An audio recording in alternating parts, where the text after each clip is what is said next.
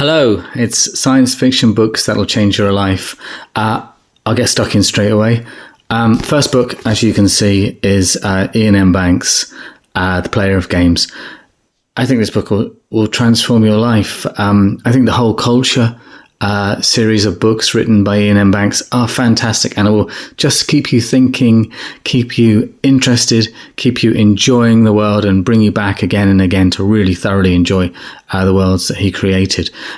Essentially, the Culture, it's a post-scarcity world where humans live on orbitals, on planets, in space, on ships, gigantic AI ships that essentially run the society in a benign way.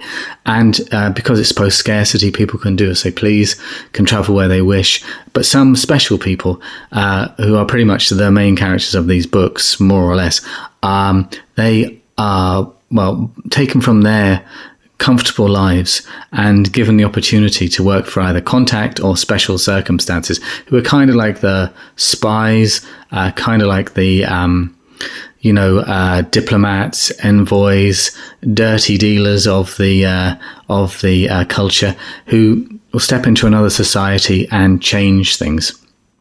In this particular book, it's called The Player of Games because the guy who goes, Gergo, he is a master player of games who's getting pretty disillusioned with his way of life, and he wants something more. And he's given an opportunity to go to a world where the society, everything is controlled by a particular incredibly elaborate game. It will decide if you become an admiral, become a civil servant, become a priest, become even the emperor of their spacefaring society.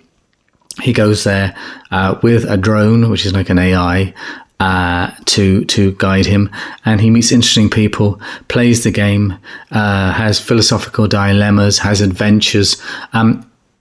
Ian M. Banks is sorely missed. His work is brilliant. He is a brilliant world builder.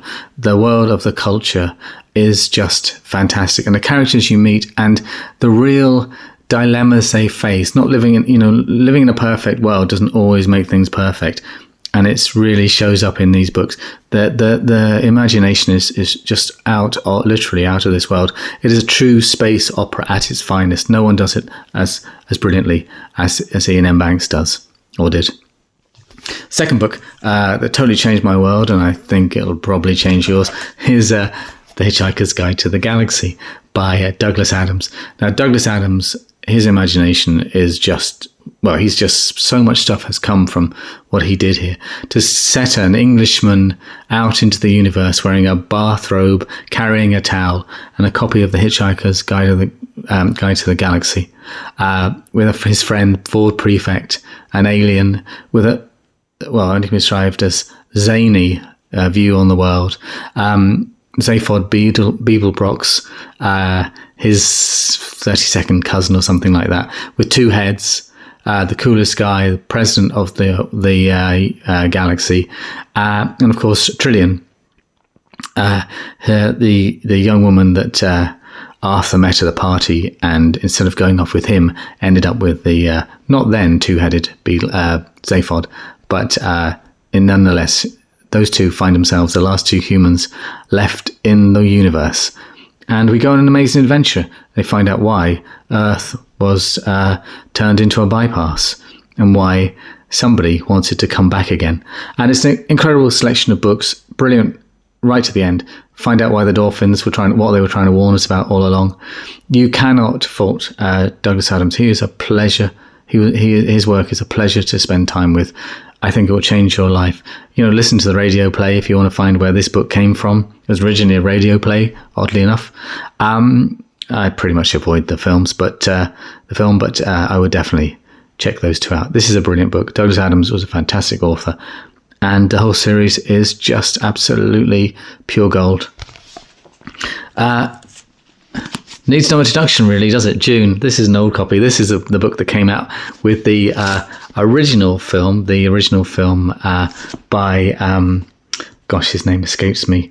David Lynch. The original film that David Lynch put together, which I really like, to be honest. I like the two films that have come out so far as well. But these books, long before those films, actually, I think probably I read this book before I saw the David Lynch film. I probably saw it on television. But you can't beat Dune. Frank Herbert is an amazing world builder. His imagination is just out of this world. His interests in religion, in ecology, in how powerful individuals can, well, just wreck a society and create so many problems. How messiahs aren't quite what they seem. All these, really interesting concepts. AI, the fears about AI, which are in the earlier, which come into this book, where no human or no machine should be created in the shape of a human mind. I think that's how it goes. We really do appreciate the damage that kind of caused to a society, and the idea of genetics and how genetics can affect a society, not for the best. But the world building is amazing. The adventures are fantastic. The characters are just so unbelievably believable. The pure evil of the Harkonnens. It just, you're rooting for the Fremen. You're rooting for Paul Atreides, for better or for worse, as the books go on. I love the Bene Gesserit. They are a fantastic group of incredibly powerful women. The interesting world of the Bene Tleilax, who are sort of genetic engineers. The fascinating world of Ix, where they build machines. The Emperor, the Sardaukar, how awful those guys are, and so forth. It's just a great book. Frank Herbert, you can't beat. And I think there's sort of a set of Frank Herbert books which are sadly overlooked. These are the Pandora books, essentially the Pandora sequence. Essentially, these are a warning, because there are 4 books. Really, you only ever see 3 of the books. This is the first of the trilogy, which comes after the book which allowed us to see what AI did to society. They get dumped onto a world, what you might imagine as the last surviving humans, who are clones and humans, 2 different groups. And they essentially, on this awful world, Pandora, have to survive. And we follow them through 3 books doing that. We follow them not only with having to deal with Pandora, but having to deal with an AI that thinks it's God, having to deal with genetic engineering, the awfulness of that, and having to deal with people or certain individuals who recur again and again, who essentially are no good for the society they have created. These books are amazing. These are as good, as far as I'm concerned, as the Dune books. They are well worth reading, and they are sadly, I think they're just sort of overlooked, and they could do with a bit more love. So the Pandora sequence, a fantastic set of books. This is the first one, of course. These have fantastic covers, as you can see, but these are brilliant, well worth checking out. I mean, they changed my life. I think about them. They give me a lot of interesting things to think about in my life. Here's another book which I think is sadly overlooked. 2 books, Golden Witchbreed and the one that came after, Ancient Light, by Mary Gentle. These follow an envoy from Earth who goes to a world which is not dissimilar to ours, where the people are in, unfortunately, a scarcity society. She's there to represent Earth, but she finds a mystery there. This is a world which is after technology, after an incredible golden age of technological advancement. It's what's left after that goes horribly wrong, and she's there when a war might soon occur, and she has to make her way through the society, hunted at one point, meeting these incredible individuals who have, motives you can't quite understand. So she has to understand that too. It's a brilliant book, hard to explain. It's so worth reading. And Ancient Light after it, the 2 books together make an incredible read. For high points of love, romance, tragedy, on an alien world. The world building here is fantastic. It's like nothing you've ever experienced, in my opinion. I thoroughly, thoroughly recommend it. Golden Witchbreed and Ancient Light, the 2 books from Mary Gentle. And they need a lot more love. This book changed my life. I still think about it.